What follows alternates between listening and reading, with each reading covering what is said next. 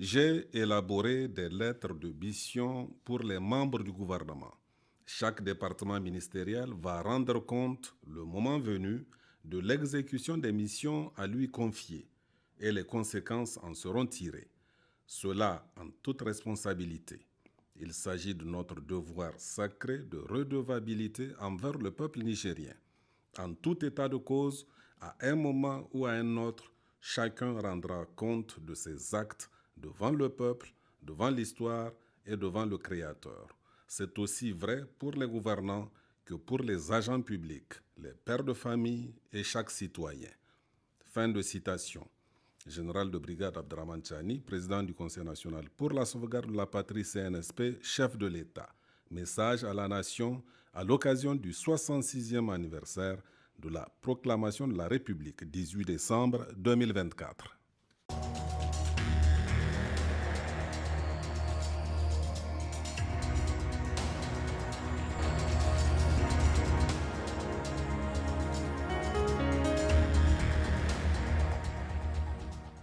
Mesdames, Messieurs, bonsoir. Dans la série d'entretiens avec les membres du gouvernement sur la mise en œuvre de leur lettre de mission à eux confiée par le président du Conseil national pour la sauvegarde de la patrie, chef de l'État, le général de brigade Abdraman Chani, nous recevons ce soir le ministre de l'Urbanisme et de l'Habitat, M. Salissou Sahirou Adamou.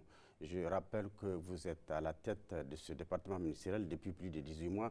Nous marquons donc aujourd'hui une pause pour faire le bilan global de vos réalisations pendant cette période.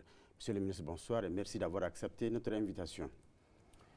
Pour entamer cet entretien, la toute première question, la question des logements et des lotissements constitue un véritable casse-tête pour les populations. Comment développer une stratégie pour améliorer un cadre de vie dans les centres urbains et périurbains en prenant en compte les questions de l'hygiène, de l'assainissement et de l'aménagement des espaces publics et les logements sociaux en relation avec les collectivités? Bonsoir Alhaji Ousmane, bonsoir Ablaye Tchemogo. Et merci de m'avoir invité sur le plateau de la télévision nationale pour échanger sur les réalisations de mon département ministériel, conformément donc à la lettre de mission qui m'a été assignée par son Excellence le président du Conseil national pour la sauvegarde de la patrie, chef de l'État, le général de brigade Abdraman Chani. Et avant, permettez-moi de rendre un hommage au tout-puissant Allah pour ce qu'il fait et continue de faire dans le cadre donc, de notre confédération AES, afin que nos populations donc, puissent vivre en toute quiétude et paisibilité. Donc, je voudrais également leur adresser mes chaleureuses salutations donc, et mes meilleurs vœux à tous égards. Et concernant votre première question, dans le cadre donc, de la mise en œuvre du programme de résilience pour la sauvegarde de la patrie, dans le domaine de la planification urbaine et de la régulation du foncier, plusieurs outils de planification ont été élaborés sur front propre de l'État. Entre autres, donc, nous avons l'élaboration du schéma directeur d'aménagement urbain donc, à SUDO, des villes de Zander, Tilaberi et Magaria. Nous avons les mises à jour des SUDO donc des villes de Tawa et d'Agadez. Nous avons la révision du SUDO de la ville de Maradi. Nous avons la mise à jour des plans urbains purs, donc des villes secondaires de Tessawa, Guidanrum, Jitera, Madarumfa et Koni. Et enfin, nous avons l'élaboration aussi du pur donc, de Guidimouni. Comme projet phare, nous avons l'élaboration du schéma directeur d'aménagement urbain donc, de la ville de Niamey et ses alentours. Il faut le rappeler, l'ancien SUDO de la ville de Niamey date de 1984 et il est vieux de plus de 20 ans. Donc c'est ce qui explique d'ailleurs la mauvaise organisation de la ville, donc, parce que tous les outils de planification qui ont été mis en place sont faits donc, avec une planification donc, qui n'est pas à jour. En ce qui concerne donc la gestion du foncier, nous avons initié conjointement avec la ville de Niamey des audits de lotissement de 2004 à 2021. Et dans le domaine de la construction et des logements sociaux, on peut citer 1797 logements qui sont en cours et de construction sur financement du budget national avec des partenaires comme la Banque de l'Habitat. Nous avons 1000 logements abordables en construction par la SONICI et ses partenaires. Et nous avons un projet de 15 000 parcelles clôturées donc, et viabilisées, initiées pour les travailleurs nigériens à faible revenu. Et sur ce niveau, il faut préciser qu'à cette date, 135 bénéficiaires ont reçu leur clé en main et nous avons 714 qui sont en instance d'attribution. Et ces opérations de construction de logements se poursuivent aussi à l'intérieur. Et compte tenu donc de la situation financière actuelle du pays, en rapport avec les événements que vous connaissez, donc nous avons initié des lotissements avec les propriétaires coutumiers, là où donc l'État ne paye aucun franc. Donc, et cette opération de mobilisation de parcelles donc, nous a permis de mobiliser dans la ville d'Agadez 2659 parcelles et 21 terrains d'équipement. Et dans la ville de Tawa, 1206 parcelles et 33 terrains d'équipement. Et dans la ville de Niamey, 7272 parcelles et 120 terrains d'équipement. Dans la ville de Difa, nous avons pu mobiliser 5717 parcelles et 17 terrains d'équipement. Dans la ville de Dosso, nous avons pu mobiliser 250 parcelles, 18 terrains d'équipement. Dans la ville de Zander, 5400 parcelles et 48 terrains d'équipement en cours de mobilisation. Et pour les autres villes, à savoir donc Maradi et Tillabéri, le processus d'élaboration du dossier technique est en cours. Toujours dans le cadre donc, de permettre donc, la réalisation de ces projets, nous avons signé des protocoles d'accord avec des entités comme le Fonds de solidarité africaine, le FSA, et la Banque de développement pour la construction Charter Afrique. Toutes ces actions nous ont permis quand même de relever de manière significative donc, le taux de réalisation des logements qui est passé de 12 à 25% pour l'année 2023-2024. D'accord.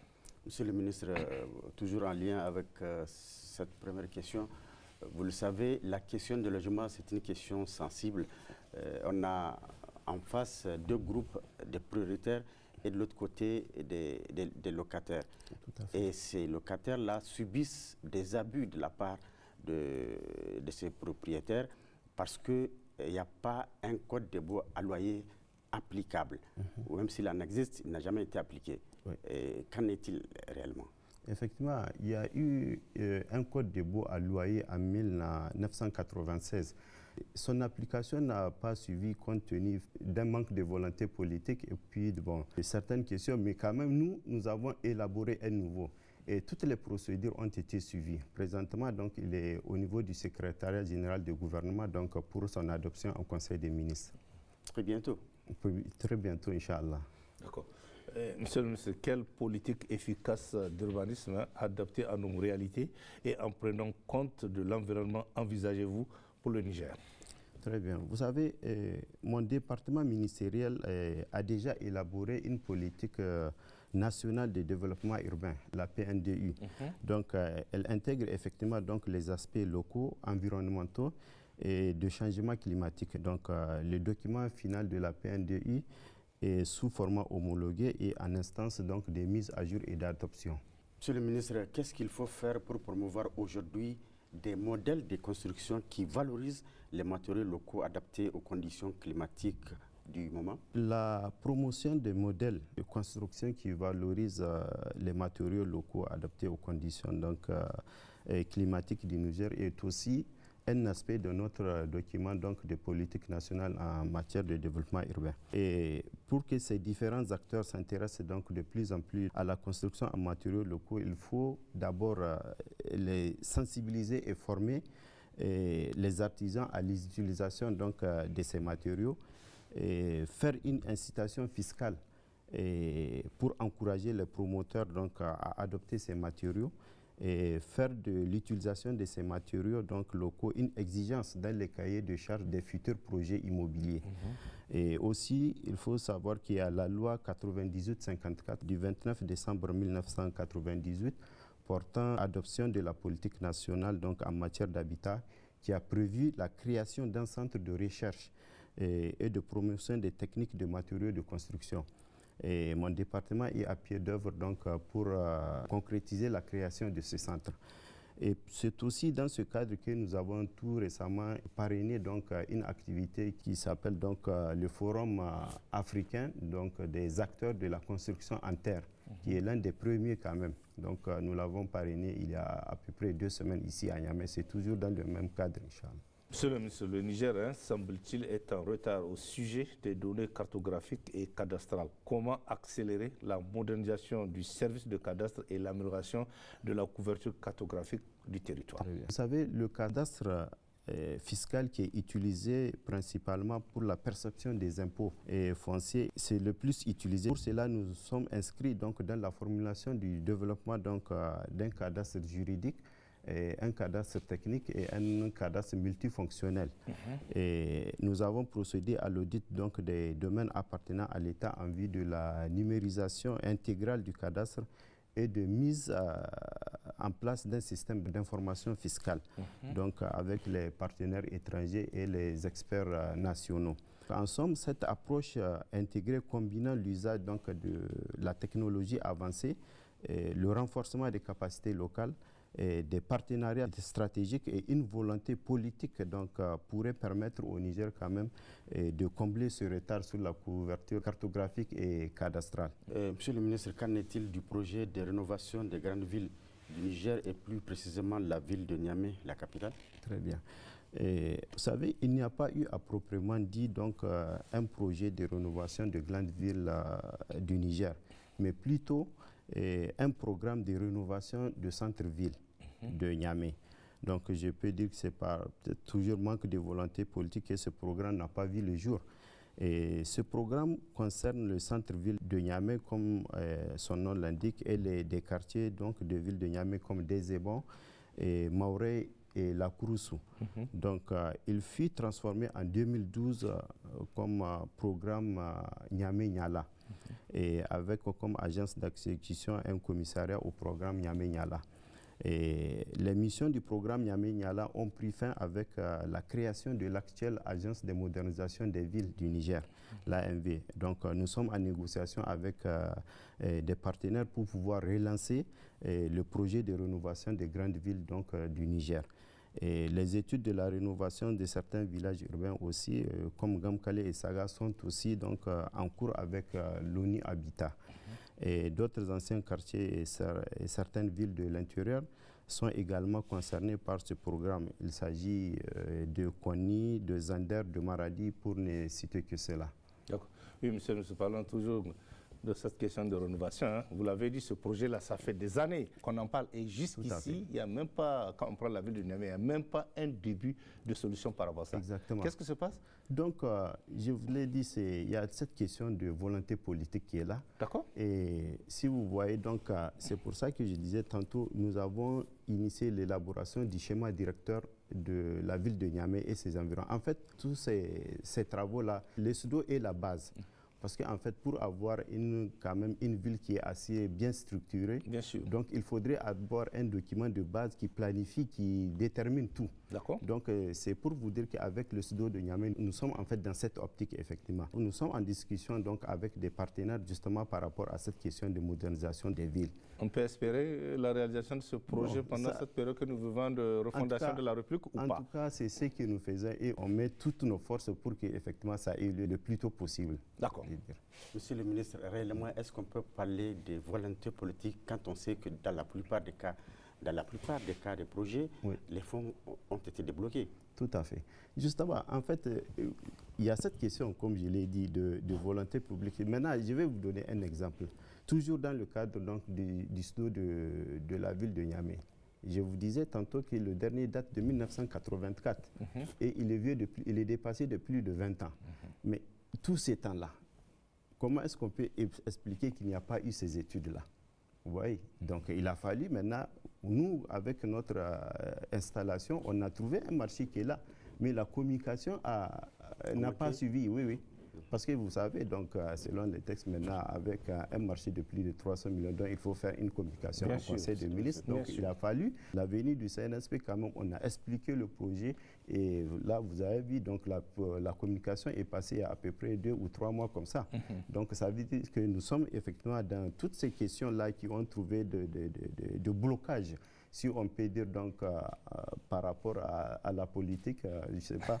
Donc on est en train de proposer des solutions pragmatiques et faire un pragmatisme donc dans le sens donc de la concrétisation de ces projets, Inch'Allah. D'accord. Monsieur le ministre, une autre question qui préoccupe vraiment les populations. À l'ère du numérique, oui. Vous savez très bien que ça facilite la vie. Absolument. Et trouver une adresse à Niamey, ça devient un problème. Tout à fait. À quand un nouvel adressage de nos grandes villes? Niamey possède un plan d'adressage depuis 2004. Et malheureusement, ce plan d'adressage n'a pas été suffisamment vulgarisé. Et nous sommes donc en collaboration maintenant avec la ville de Niamey, l'AMV, l'Agence de modernisation des villes, sur un projet de reprise du plan d'adressage. Donc, et surtout, il y a des quartiers qui n'étaient pas donc, intégrés, que nous sommes en train de vouloir intégrer. Et surtout, il y a une nouvelle donne dont on est en train de vouloir prendre en compte, vous savez, avec l'avènement des nouvelles autorités et surtout dans le contexte de la conquête de notre souveraineté. Nous avons des espaces, des monuments et des rues qui ont suivi donc une sorte de... Et des adresses qui portent des noms. Voilà. Donc, on a essayé donc de renommer. Donc maintenant, le plan d'adressage qu'on est en train de reprendre, c'est justement pour intégrer donc tous ces importants changements pour que nous donnions effectivement à certaines rues, comme on l'a fait, ou certains monuments, donc le nom de nos héros ou africains. Et ce nouveau plan qu'on va faire sortir, nous allons veiller donc à sa vulgarisation et vraiment pour qu'il soit connu de tous, Inch'Allah. La question de lotissement suscite énormément de débats dans quasiment toutes les grandes villes du Niger. Que faut-il faire pour mettre de l'ordre dans ce secteur? Et vous conviendrez avec moi, s'agissant de cette question de lotissement, c'est un véritable casse-tête pour pratiquement toutes les communes du Niger. Absolument. Voilà, parce qu'on ne sait pas qui est vendeur, qui est acheteur, ça pose énormément de problèmes. Voilà. Tout à fait. OK, donc pour cette question, vous savez, il n'y avait pas de problème de lotissement jusqu'à avant donc, la réforme en matière d'urbanisme de 1997 qui a autorisé le lotissement privé. Et la majorité des problèmes trouvent leur source dans les lotissements privés, car ceux-ci sont généralement faits sans le respect des cahiers de charges. Donc nous avons la viabilisation qui n'est pas réalisée, nous avons des dépassements en termes de superficie, souvent même des grands dépassements, et nous avons de l'autre côté donc, la question de la spéculation foncière. Ouais. Donc cet état de fait a d'ailleurs conduit le gouvernement en 2014 à suspendre donc, les lotissements privés. Et de plus, mon département ministériel s'est lancé dans une vaste opération de réforme des textes législatifs et réglementaires, donc relatifs justement à l'urbanisme et à l'aménagement urbain, dont l'un des points forts est que désormais tous les lotissements seront portés par l'État et les collectivités donc territoires ou bien certaines sociétés d'État. Selon la nouvelle disposition, donc, aucune ville ne doit normalement avoir une opération de lotissement sans être couverte par un document de planification urbaine en vigueur. Ce qui n'est pas le cas. Voilà, mais c'est sur ça qu'on est en train de veiller, nous, maintenant. Et dans le cadre de cette réforme, donc, un guide d'exécution de lotissement a été élaboré. Et nous avons assuré la vulgarisation au niveau des collectivités territoriales pour expliquer les dispositions contenues donc, dans les différents textes réglementaires et permettre aux différents acteurs intervenant donc, dans la chaîne de production des terrains urbains de maîtriser donc, la procédure d'instruction, d'élaboration et d'exécution donc, des projets de lotissement. Monsieur le ministre, il y a de plus en plus de litiges liés à la question foncière, comme on vient de le dire, souvent même des litiges qui concernent les domaines de l'État. Quelles sont les mesures prises, bien entendu, en rapport avec le ministère de la Justice et le ministère des Finances pour résoudre ce type de litiges? Merci. Et oui, en effet, on enregistre donc de plus en plus de litiges fonciers entre citoyens et même des citoyens qui mettent l'État en cause dans la gestion domaniale. Et donc, au vu de ces problèmes récurrents dans la gestion foncière, la délivrance des attestations coutumières a été suspendue par une ordonnance tout récemment. Voilà. Et puis, nous avons un projet d'ordonnance avec comme titre projet d'ordonnance déterminant les principes fondamentaux applicables au régime des terres en République du Niger, qui est déjà même disponible. Il sera soumis à la sanction donc, de toutes les administrations techniques concernées, et puis on va mettre aussi en collaboration le ministère de la Justice, le ministère de l'Économie et des Finances, donc pour enrichissement et validation avant d'être mis dans le circuit du gouvernement pour adoption. Et l'adoption de cette ordonnance unique va donner à tous les acteurs un document unifié et de référence et résoudre le problème des disparités des textes sur la gestion foncière au Niger et de résoudre donc le problème lié à la gestion des terres au Niger. D'accord. Monsieur, avant peut-être de passer à l'autre question, un mot sur la SONICI. Je suis vraiment content que vous m'ayez posé cette question parce qu'il est quand même beaucoup de gens aujourd'hui savent que la SONICI a des problèmes. Elle a des problèmes. Quand on était arrivé. Elle va de l'aile.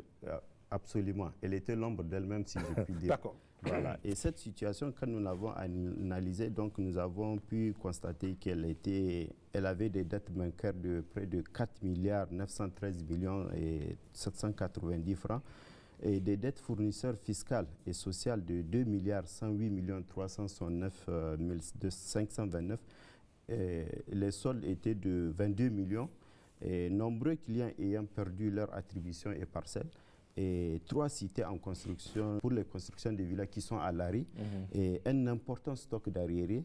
Et l'essentiel du patrimoine immobilier donc, de la société, il est hypothéqué ou en dation donc, pour des paiements. Donc, après analyse de cette situation et les mesures que nous avons prises nous ont permis quand même d'obtenir les résultats suivants au 31 décembre. Il faut le préciser, il y a eu la collaboration quand même et l'aide très précieuse du ministère de l'Économie et des Finances. Donc ceci nous a permis quand même de rembourser les dettes bancaires plus les ajouts qui s'est élevé à 5 milliards 398 millions 506 740 et des dettes fournisseurs remboursées à hauteur de 765 millions 505 098 francs, des dettes fiscales payées à hauteur de 144 millions et 831 473 et 159 millions 441 011 francs payés aux prestataires. Et nous avons donc plus de 500 titres fonciers établis remis aux clients. Et sur les 52 villas restantes donc, de la Renaissance 1, il ne reste que 5 villas. Les 47 autres sont finis, donc les constructions sont achevées. Et nous avons 145 111 406 francs de loyers qui sont recouvrés contre 18 millions en 2023. Et donc, 3 banques sur les 6 ont déjà restitué à la SONICI donc, les titres fonciers à la suite de l'appurement des dettes et les autres sont en cours de restitution. Je dirais qu'aussi en perspective, donc, nous avons la finalisation de la réalisation de 2 lotissements à Maradi et à Niamey, la digitalisation du patrimoine immobilier de la société, donc la reconstitution du stock de terrains et parcelles, et surtout à Niamey, afin d'assurer le programme immobilier de résilience pour la sauvegarde de la patrie et résoudre les litiges récurrents donc, avec la clientèle. Vous avez pu éviter le fiasco à la SONICI. Si on peut dire ça. Monsieur le ministre, comment mettre un cadre approprié de mesure des résultats et d'appréciation de la performance des actions de votre département ministériel? Nous allons aligner les éléments donc, de notre lettre de mission avec les programmes opérationnels que nous avons élaborés conformément donc, aux attributions assignées donc, au département ministériel. Puis l'ensemble de ces points ont été intégrés dans le cadre donc, de la mesure de résultats et d'appréciation de la performance du ministère, qui fait le lien entre les axes stratégiques du PRSP, le programme de résilience pour la sauvegarde de la patrie, les axes stratégiques du ministère, les actions, les objectifs, les résultats, et les indicateurs et les cibles de l'année en cours et ceux de l'année prochaine. Donc, aussi, j'ai mis un mécanisme de suivi et de reportage parce que j'avais instauré quand même à tous les services donc, du département de produire des rapports trimestriels, semestriels et même annuels. Ces rapports vont nous permettre de faire ressortir donc l'état d'avancement des projets en cours, et une analyse des résultats obtenus, l'identification des difficultés rencontrées, et ça va nous permettre aussi de faire des propositions donc d'amélioration. Monsieur le ministre, une dernière question. Pouvez-vous nous dire les dispositions du moins prises par votre département ministériel pour réaliser des grands projets communs dans le cadre de notre confédération AES? Très bien. Merci. Dans le cadre de notre confédération AES, nous travaillons avec mes collègues de l'AES justement sur cet aspect-là. Et je suis revenu d'une mission de 6 jours au Burkina. Cette rencontre m'a réuni avec mon homologue du Mali et celui du Burkina. Et nous avons effectivement abordé cette question-là sur des questions d'harmonisation donc des politiques urbaines d'habitat et le travail sur des projets d'infrastructures conjoints et transfrontaliers et la mutualisation donc des ressources. Et la mise en place d'un fonds commun donc, pour le logement social, et la coopération technologique et le transfert des compétences, et l'harmonisation et la production d'informations géospatiales. Et donc, toutes ces actions visent à garantir quand même un développement harmonieux et intégré donc, des territoires de notre confédération, et en répondant aux défis donc, de l'urbanisation tout en assurant un cadre de vie décent pour nos populations. On le voit, les lignes bougent là. Monsieur, quel sera votre message de la fin, votre mot de fin, s'il vous plaît? Merci. Donc, notre vision est de continuer à bâtir un Niger avec des villes modernes, inclusives et durables. L'urbanisation doit être un levier quand même de développement économique et social. Et pour cela, donc, nous souhaitons l'implication donc, de tous les Nigériens, et que nous invitons d'ailleurs à adhérer, donc à nous soutenir dans cette dynamique pour nous permettre quand même de réussir ce pari d'un cadre de vie et d'un développement urbain harmonieux. Okay. Donc je voudrais aussi réitérer ma gratitude au président du Conseil national pour la sauvegarde de la patrie, son Excellence le général de brigade Abdraman Chani, et au Premier ministre, ministre de l'économie et des finances, son Excellence Ali Mohamed Lamine Zen, pour la confiance placée à ma modeste personne. Et je voudrais aussi rendre un hommage mérité à nos forces de défense et de sécurité qui luttent sans relâche pour la défense de notre sécurité et à l'AES qui est quand même un tournant décisif pour nos 3 pays. Et je voudrais aussi remercier donc la presse publique et privée pour leur soutien. Et pour finir, je vous remercie pour cet entretien qui m'a permis de parler des réalisations de mon département ministériel, donc depuis l'avènement du CNSP au pouvoir. D'accord. Merci, monsieur le ministre. Merci à vous. Merci, monsieur le ministre, de vos réponses à toutes les questions. Voilà, c'est la fin de cet entretien avec le ministre de l'Urbanisme et de l'Habitat, M. Salissou Sahirou Adamou. Mesdames, Messieurs, merci de l'avoir suivi. Passez un excellent moment en compagnie de nos programmes.